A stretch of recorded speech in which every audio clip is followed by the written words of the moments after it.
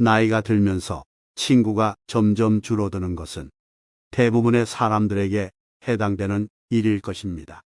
나의 마음은 젊을 적 그대로인 것 같은데 나이만 한 살씩 먹어가고 한 번씩 답답한 마음을 달래기 위해 속을 터놓을 친구를 생각하자면 그 많던 친구는 어디 가고 딱히 연락할 사람이 없거나 연락할 상황이 되지가 않습니다. 내가 세상을 잘못 살아왔나? 앞으로 계속 이렇게 지내도 되는 건가 하는 생각과 함께 심리적으로 작아지고 자신감을 잃게 되는 본인의 모습을 보기도 합니다. 하지만 걱정하지 마세요. 이런 것들은 모든 사람이 겪을 수 있는 현상이니 자책할 필요가 없습니다. 본인 문제도 아니고요. 이런 상황에 대해 정신과 의사는 다음과 같이 이야기합니다. 학창 시절에 만난 친구들이 커서 모두 다 같이 친하게 지내는 경우가 거의 없다고 봅니다. 또한 흔한 일이고요.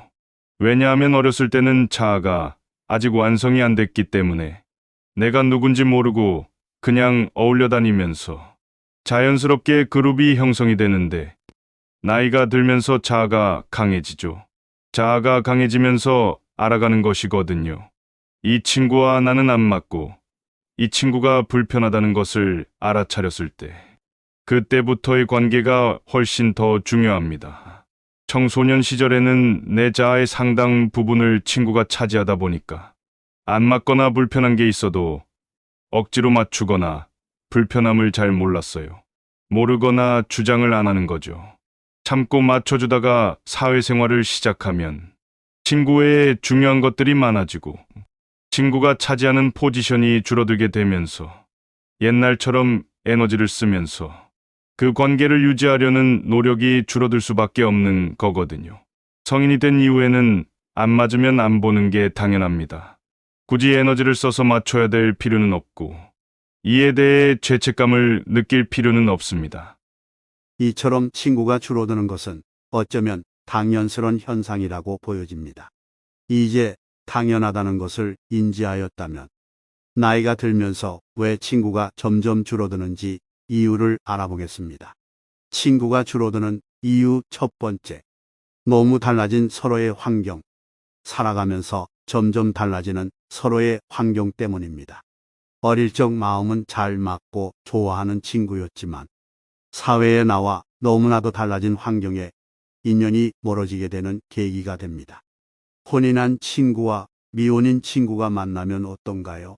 혼인한 친구들은 시댁이나 처가에 대한 기쁘고 슬픈 이야기, 육아 이야기 등을 하는데 미혼인 친구들은 같이 웃고 고개를 끄덕이지만 사실 마음속은 상당히 재미가 없죠. 이래서 공감대가 형성되지 않아 멀어지는 경우, 결혼을 했어도 자식이 없거나 자식을 잃은 친구, 결혼 후 배우자와 사별하였거나 이혼한 친구, 먼 곳으로 이사하였거나 외국으로 나간 친구, 출세하여 급이 달라진 친구, 사업을 말아먹은 친구 등 각자 인생의 길은 너무나도 다양합니다. 어렸을 때는 같은 공간에서 뛰어놀거나 노래 부르며 고무줄 놀이를 하며 자랐지만 세월이 흐른 만큼 사는 환경이 너무나 달라졌습니다. 경제적으로 차이가 벌어진 경우도 있습니다. 이제 친구들의 공통 관심사는 줄어들게 되고 시간이 지나고 생각해보니 별것 아니었지만 당시에는 친구에게 상처받아 멀어지거나 나의 문제도 너의 문제도 아닌 어정쩡한 경우도 많이 있게 됩니다. 또한 사회적 계층과 직업군 등 본인의 상황에 따라 지지하는 정당이나 이념 등 정치적 성향이 친구와 달라 멀어지기도 합니다. 그 밖에 여러 이유들이 많지만 어릴 때 가까웠던 친구가 멀어지는 것은 어쩌면 자연스러운 인생의 이치라고 볼 수 있는 것이죠. 내 잘못도 아니고 친구 잘못도 아닌 것입니다. 인생을 살면서 만나는 사람과 친구가 재정비되는데 그 인연이 본인에게 유익하지 않음에도 단순히 오래된 친구라는 이유로 끊지 못하는 사람들이 있는데 그것은 순리에 반하는 행동이라고도 볼 수 있습니다. 나이를 먹었으면 너무 애쓰지 말고 물 흐르듯이 순리에 맡기는 것이 인생 사는 지혜라고 할 수 있겠습니다. 친구가 줄어드는 이유 두 번째, 사회 정서적 선택 이론에 따른 결과. 인간은 나이가 들수록 자신이 삶이 유한하다는 걸 깨닫게 되면서 정서적 교감이 불확실한 인간관계에는 더 이상 투자를 하지 않게 된다고 하는데, 이것을 심리학자들은 사회 정서적 선택 이론이라고 합니다. 이 이론에 대한 연구 결과는 원숭이 실험을 통해서도 밝혀졌다고 하는데, 본 영상에서는 연구 결과의 요점만 이야기하겠습니다. 원숭이 무리에서 모기를 주거나 무리에서 생활을 중심으로 관찰한 결과, 원숭이도 사람과 마찬가지로 나이가 들에 따라 호기심과 사교적 활동이 줄어든다고 하는데요. 그럼에도 사람처럼 사회에 대한 관심은 유지된다고 합니다. 이런 경향은 영장류의 진화에서 보존된 행동 패턴이라고 합니다.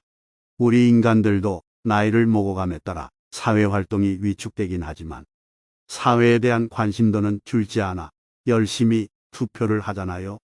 비록 사회 활동을 활발히 하진 않지만 젊은 층과 마찬가지로 뉴스를 보고 주변 일에 귀를 기울이고 정치에 관심을 갖는 등 중장년층의 투표율이 높은 건 다들 아실 겁니다. 결국 사회정서적 선택 이론에 따라 우리가 나이를 들면서 보이는 사회활동의 위축이 삶의 유한성 자각이라는 철학적 성찰에서 비롯된 행동 양식일 뿐 아니라 영장류가 공유하는 생리적 변화인 노화에도 큰 영향을 받는 것을 시사합니다. 즉, 젊을 때처럼 인맥 네트워크 확장과 유지에 나의 시간과 비용을 들이기에는 몸과 마음이 여유가 없어진 겁니다. 이렇게 나이가 들면서 친구가 줄어드는 이유를 살펴보았습니다. 그렇다면 줄어드는 친구나 인간관계에 대해서 나이 들에 따른 자연스러운 현상이구나 하면서 인연을 다 떠나보내야 할까요?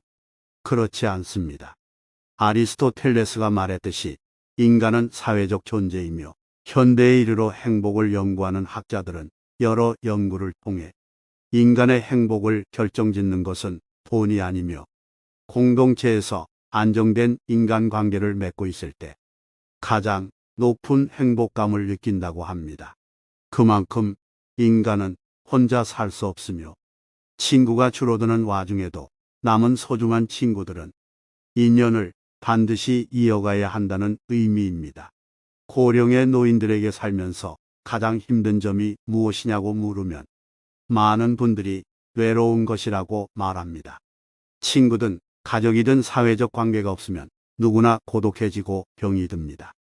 뇌 MRI 검사에서는 사회적 고립이 뇌의 통증 중추에 외상을 입었을 때와 비슷한 활성화 패턴을 유발하는 것이 확인되었고, 반대로 사회적 활동을 하는 것은 뇌의 보상 중추를 활성화하는 것으로 나타났습니다.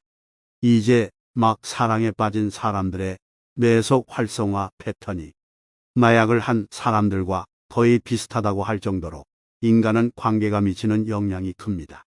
인간의 이런 특성은 사실 어릴 때부터 나타납니다.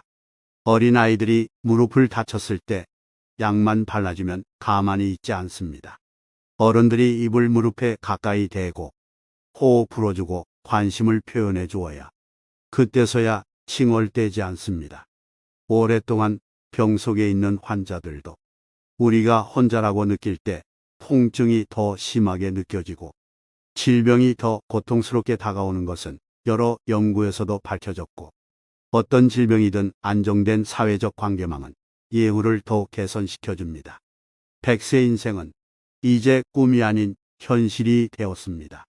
노화 연구자들은 2000년 이후에 산업국가에서 태어난 사람들은 평균적으로 100세 이상 살 것이라고 합니다.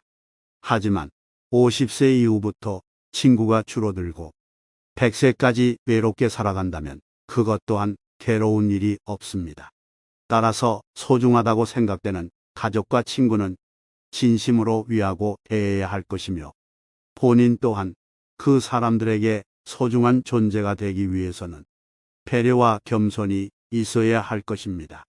소속감은 행복을 증진시키는데 좋은 작용을 하므로 같은 연령대가 모임 운동을 한다든지 그 맞게 취미 생활을 하는 것도 좋은 방법이 될 것입니다.